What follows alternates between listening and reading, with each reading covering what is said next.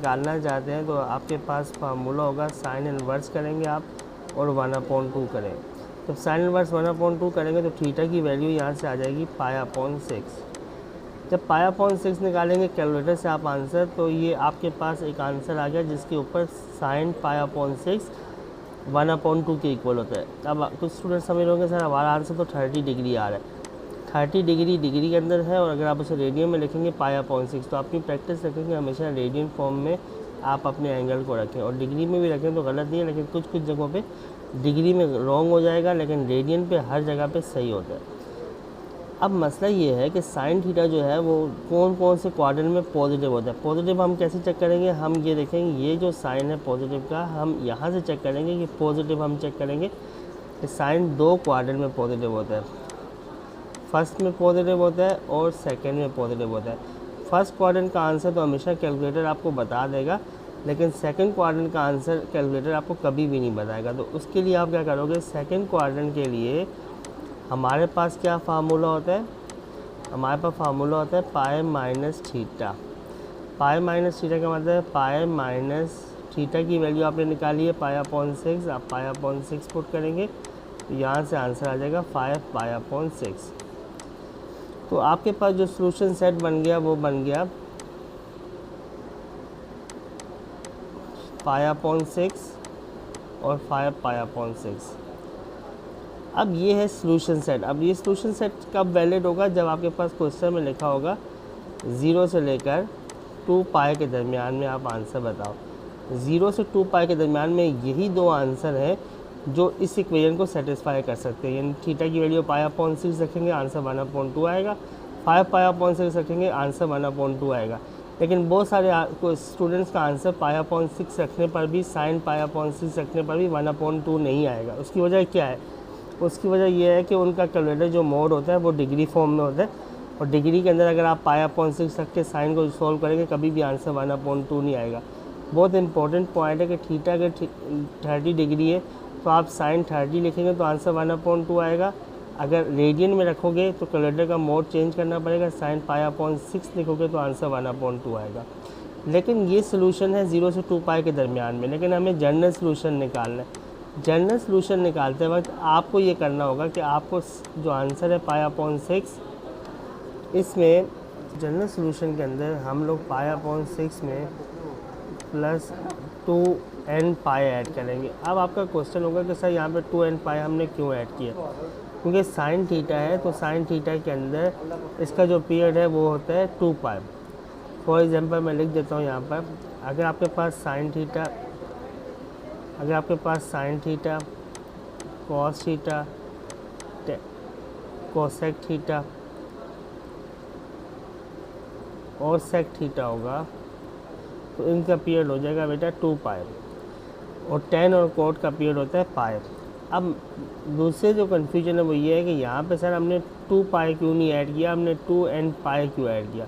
2 पाई का मतलब ये है कि जब पाई में 2 पाई ऐड हो जाएगा, पाई/6 में 2 पाई ऐड होगा तो एक सॉल्यूशन और आ जाएगा, लेकिन 2n पाई ऐड होने से इनफाइनाइट सॉल्यूशन बनेंगे। और मसला ये है कि n की जो वैल्यू है वो क्या हो सकती है, n की वैल्यू हमेशा याद रखना इंटीजर हो सकती है, जिसमें आप +1, +2, +3 और मिनिमम 0, n की वैल्यू 0, और उससे पीछे n की वैल्यू -1, -2, -3, -4 ये भी हो सकती है।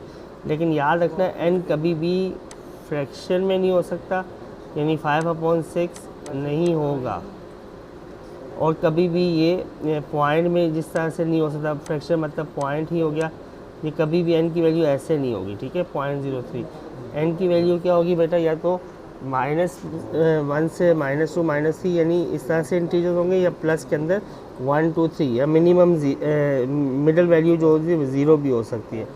अगर n की वैल्यू जैसे ही 0 होगी तो आंसर आ जाएगा पाई/6। अब ये एक सोल्यूशन है यूनियन, दूसरा सोल्यूशन है 5 पाई/6 प्लस 2n पाई। अब ये आपके नज़र में ये सोल्यूशन है, बिल्कुल सही है, ये सोल्यूशन ही है, लेकिन एक कन्फ्यूजन और है जो मैं आपको डिस्कस कर देता हूँ। देखिए यहाँ पर हम लोग क्या कर रहे होंगे, हम लोग साइन लिखेंगे और यहाँ पे पाई अपॉन 6 लिखेंगे। जैसे ही मैं आपके सामने पाई अपॉन 6 लिखूँगा, आप देखें मेरा आंसर नहीं आएगा। कि कौन सा आंसर नहीं आएगा? 1/2 वाला। देखिए मैंने ये लिखा, आंसर मेरा गलत आ रहा है। आंसर गलत आने का मतलब क्या है? गलत आने का मतलब ये मैंने आंसर इसलिए नहीं आया कि ऊपर मेरा कैलकुलेटर डिग्री मोड में और यहाँ पे मैंने पाई अपॉन 6 लिखा है। तो मैं शिफ्ट और मेन्यू प्रेस करूँगा तो एंगल यूनिट आएगा, एंगल यूनिट 2 पे, और रेडियन में मैं इसको कन्वर्ट करूँगा। जैसे ही रेडियन में कन्वर्ट करूँगा और मैं इक्वल प्रेस करूँगा तो 1/2 आ जाएगा। अब इसी वैल्यू को मैं 5 पुट कर रहा हूँ, यानी 5 पाई अपॉन 6, तो इस पर आंसर भी 1/2 आ गया। तो मेरे जब आंसर वेरीफाई होंगे उसके बाद मैं इसका जनरल सोल्यूशन बना सकता हूँ। ऐसा बहुत दफ़ा होता है कि हमारे आंसर तो आ जाते हैं लेकिन वो वेरीफाई नहीं होते। ट्रिग्नोमेट्रिक फंक्शंस के अंदर वो पुट करने पे आंसर नहीं आएंगे। तो एक्स्ट्रा न्यूज़ रूट होते हैं, वो आ जाते हैं लेकिन वो वेरीफाई नहीं करते। हमें वही रूट्स पुट करने होंगे जो वेरीफाई होते हैं। जी स्टूडेंट, हमारे सामने एक और क्वेश्चन है। वो क्वेश्चन कह रहा है 2 sin theta plus cos square theta -1। अब जो सबसे बड़ा प्रॉब्लम ये है कि इस क्वेश्चन के अंदर 2 ट्रिग्नोमेट्रिक फंक्शन आ गए। जब 2 ट्रिग्नोमेट्रिक फंक्शन होते हैं आप इसको ऐसे समझ लें, जैसे फॉर एग्जांपल हमारे सामने लिखा हुआ है x + y = -1। अब ये इससे वेरिएबल से आंसर निकालना मुश्किल है क्योंकि x भी है इसमें y भी है। अगर 3x + 7 = 8 लिखा हुआ है तो इससे x की वैल्यू निकालना मुश्किल नहीं है क्योंकि इसमें एक ही वेरिएबल है। जब एक वेरिएबल होता है तो उसमें एक इक्वेशन काफ़ी होती है, यानी 7 इस साइड आकर माइनस करेंगे और 3 को नीचे लाकर डिवाइड करेंगे, आपका आंसर आ जाएगा। तो यहाँ पर हमारे फिर लॉजिक ये होती है कि साइन को या तो कॉस में कन्वर्ट कर लें या कॉस को साइन में कन्वर्ट कर लें, यानी एक ट्रिग्नोमेट्रिक फंक्शन हो जाए। तो उसके लिए बेहतर ये रहेगा 2 sin theta plus cos square theta को आप लिख सकते हैं 1 - sin स्क्वायर थीटा -1 = 0। अब एक और पॉइंट आप समझ लो, यहाँ पे क्योंकि प्लस का साइन था इसलिए मैंने ब्रैकेट नहीं लगाई, लेकिन कभी यहाँ पे माइनस का साइन होगा तो वैल्यूज़ पुट करते वक्त या तो आप ब्रैकेट लगाएंगे या तो अंदर वाली वैल्यू के डायरेक्ट साइन को चेंज करेंगे। 1 से कैंसिल हो जाएगा, ये बन जाएगा 2 sin theta -sin square theta = 0।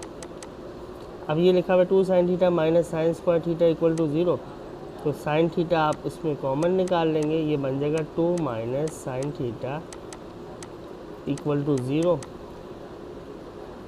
sin theta = 0 को आइदर करके अलग कर लेंगे और 2 - sin थीटा = 0 से अलग आंसर आ जाएगा।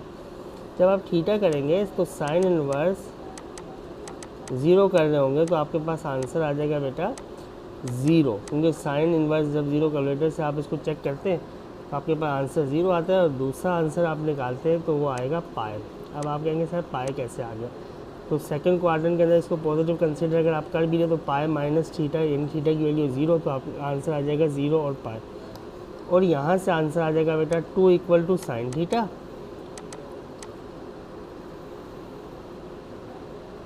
तो sin थीटा = 2 का मतलब है आप कर रहे हो साइन इनवर्स 2 = थीटा। तो ये तो पॉसिबल ही नहीं है। क्यों पॉसिबल नहीं है सर? क्योंकि हम मुझसे पूछे कि साइन के कौन से एंगल के ऊपर आंसर 2 आएगा, और हमें पता है कि साइन की जो रेंज होती है, साइन थीटा की जो रेंज है वो होती है आपके पास -1 से 1 है। जब वो -1 से 1 होती है तो हम उस पर 2 का आंसर कैसे बता सकते हैं? इसलिए ये तो पॉसिबल नहीं होगा और ये हमारे 2 आंसर आ गए। अब ये 2 आंसर आने के बाद हम इनको वेरीफाई करेंगे। वेरीफाई किस तरह से कर रहे होंगे? हम कैलकुलेटर में जाएंगे और कैलकुलेटर में हम वैल्यूज़ को पुट करेंगे। जैसे ये लिखा हुआ है 2, फिर उसके बाद लिखा हुआ है साइन, हमने साइन लिख दिया, उसके बाद 0, फिर प्लस कॉस स्क्वायर है, कॉस लिखा, 0 लिखा और फिर स्क्वायर किया। अब देखने के हिसाब से ये लग रहा है कि ये एंगल के ऊपर स्क्वायर है। ये एंगल के ऊपर स्क्वायर नहीं बल्कि कॉस स्क्वायर के ऊपर है, और -1 इसका आंसर आ गया 0। और हम दूसरा आंसर चेक करेंगे पाई वाला, तो इसमें शिफ्ट प्रेस करेंगे और पाई प्रेस करेंगे, और यहाँ भी हम लोग इसी तरह से शिफ्ट प्रेस करके पाई प्रेस कर देंगे, तो हमारा आंसर यहाँ से 0 आ गया। जब दोनों आंसर 0 आ गए इसका मतलब है हमारी इक्वेशन सेटिस्फाई हो गई।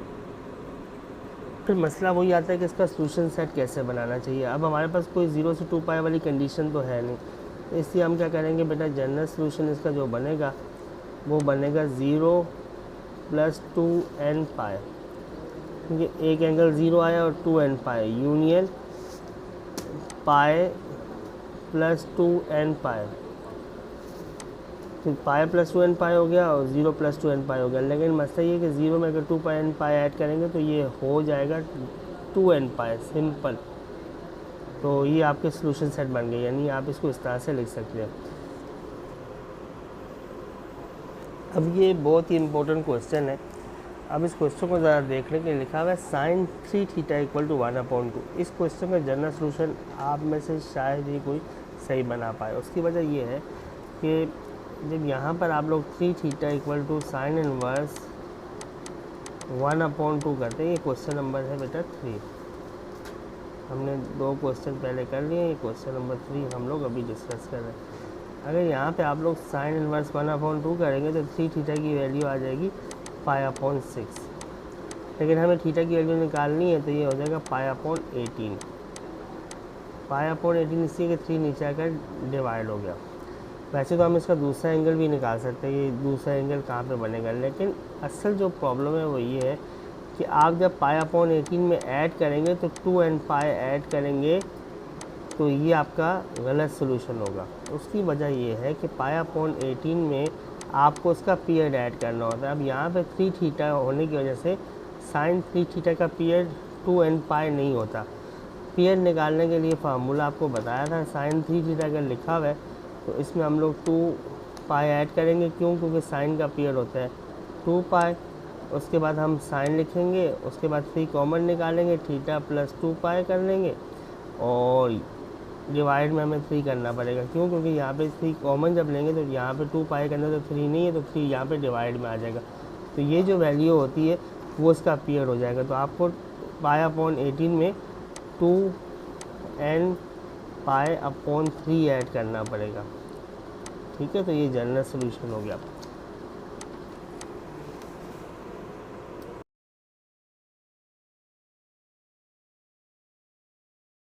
यहाँ पर मसला ये आ रहा है कि साइन 7x है और ये लिखा हुआ है साइन x। ये डिफरेंट एंगल्स होने की वजह से ये ऐड या सब्ट्रैक्ट नहीं हो सकते, लेकिन इनके दरमियान में लिखा हुआ है माइनस का साइन।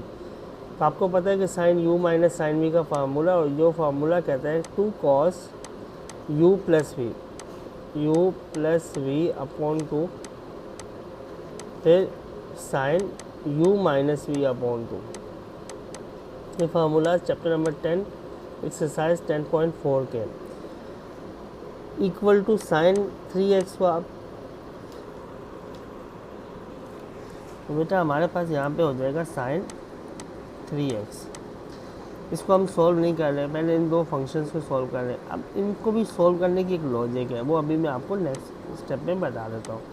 ये बन जाएगा 2 cos 4x sign 6x divide by 2 मतलब 3x, और इसको आप ला के साइड पे माइनस करेंगे।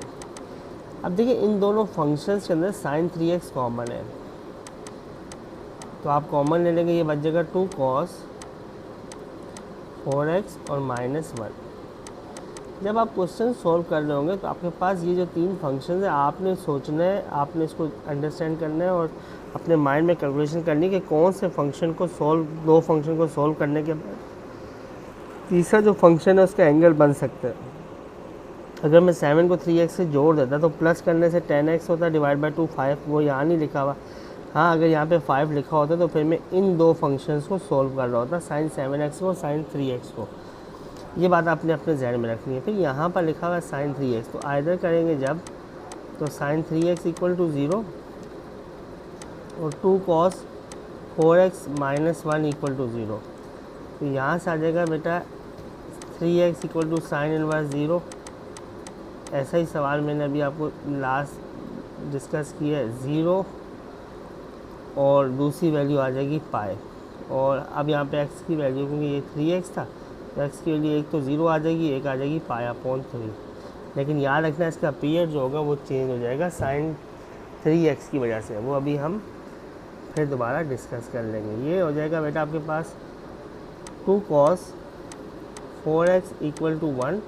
तो 2 पहले लाकर इसको डिवाइड करें, 2 को पहले ला के आप डिवाइड करेंगे तो ये हो जाएगा cos 4x इक्वल टू 1/2 और 4x equal to cos inverse 1/2। तो यहाँ से जो आंसर आ रहा है, वो आ गया 4x equal to cos inverse जो 1/2 होता है वो होता है बेटा π/3 के ऊपर। तो यहाँ से आंसर आ गया x इक्वल टू π/12। और दूसरा आंसर अगर आप पॉजिटिव निकालना चाहें तो वो होता है फोर्थ क्वाड्रेंट में। फोर्थ क्वाड्रेंट का आंसर निकालने का फार्मूला होता है 2π माइनस थीटा यानी π/3। मैं कॉस की बात कर रहा हूँ। तो ये आपके पास आ जाएगा बेटा 5π/3। तो 5π/3 आप यहाँ पर लिखेंगे तो यहाँ से आंसर आ जाएगा 5π/12। अब प्रॉब्लम ये है कि जो इसका जनरल सॉल्यूशन बनेगा वो बनेगा 0 और 2nπ नहीं लिखेंगे बल्कि 2nπ/3 लिखेंगे, क्योंकि इस फंक्शन का जो पीरियड था वो 2π/3 है, जो मैंने अभी पीरियड डिस्कस किया था। इसी तरह से हम लोग दूसरा यूनियन डाल के जो दूसरा सॉल्यूशन है वो लिखेंगे हम π/3 प्लस 2nπ/3 यूनियन। तीसरा फंक्शन हमारे पास है π/12 प्लस 2। अब देखिए इसका जो एंगल, इसका जो पीरियड होगा cos 4x का वो हो जाएगा, आप देखें मैं सॉल्व करके दिखा देता हूँ आपको। यहाँ पर अगर cos लिखा हुआ है और उसका 4x लिखा हुआ है, जब आप इसमें 2π ऐड करोगे तो 4 जब आप कॉमन निकालोगे, cos 4 जब आप कॉमन निकालोगे तो अंदर आ जाएगा बेटा x प्लस 2π/4 और ये कैंसिल होके बन जाएगा π/2। तो आपको यहाँ पर जो लिखना है वो लिखना है बेटा nπ/2 यूनियन 5π/12 और इसमें भी आप ऐड करोगे बेटा nπ/2। तो ये हो गया जनरल सॉल्यूशन। तो आज की वीडियो में इतना ही, इंशाल्लाह कल नेक्स्ट वीडियो में बाकी चीज़ें डिस्कस करेंगे। अल्लाह हाफ़िज़।